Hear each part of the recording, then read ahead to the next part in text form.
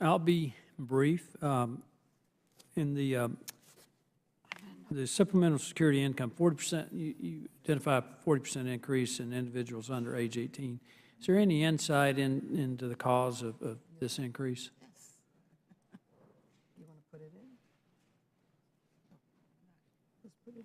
Yeah. Let's tell them we want it. Okay. I believe most of the increase, or a big part of it, have been in children.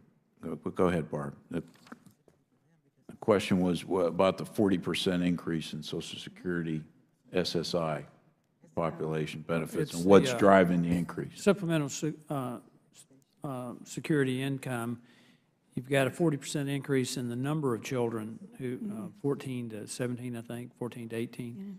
Any insight into why we had that increase? What are people claiming they're qualified for? Well, we're confirming their qualification. Right. That's not just applications. That's how many people have come on the rolls. So there are more children with disabilities. We think that increasingly people are better able to recognize what may be happening with their child. So it's better diagnostic Yes. techniques. Yes, and you know, when they're in school, for example, there's the disability program in public schools where schools are required to pay attention and to identify children with disabilities. So I think there's a greater sensitivity. Okay. On the earned income tax credit, do you think delaying the, you talked about delaying the payment of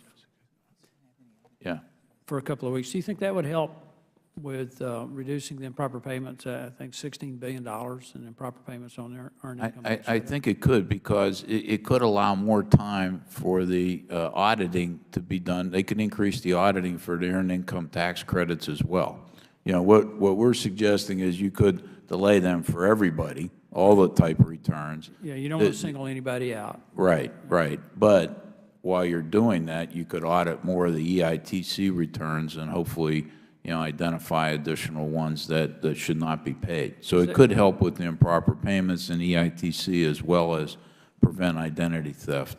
All right, and my last question is on Medicare Advantage.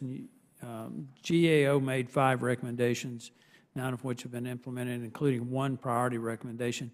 Has there been any communication between Medicare and GAO on that, and any explanation for why they have not implemented these recommendations, particularly the 1 priority recommendation? Yeah, I've met with Seema Vera, who's the administrator for the Center for Medicaid and Medicare Studies. I met with Secretary Price before he left, and I'm going to meet with the new secretary as well. We're now meeting on a quarterly basis with them to go over all open recommendations in GAO. Ms. Nikki Clowers can give them a bit more specific update. Let me just ask this. If those recommendations were implemented, how would it have any impact on reducing the improper payments? I think it's $14 billion in improper payments. It would certainly result in cost savings. We estimate billions of dollars each year if they would fully implement our recommendations on the Medicare Advantage payments, which is really the coding. They need a better adjustment between what they pay in Medicare fee-for-services and making coding adjustments when they translate to the payments under Medicare Advantage. They've taken some steps in making those adjustments, but we think the adjustments are still too low. And if they got better data, more updated data to help make those coding adjustments, they'll make significant savings.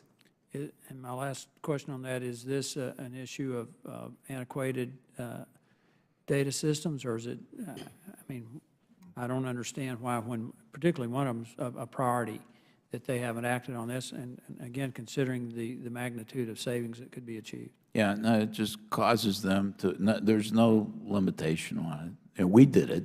You know, you just need to get updated information. It's just they don't want to change the process that they have had in place, is my feeling. And we're trying to continue to persuade them that they need to change, and that it will result in billions of savings.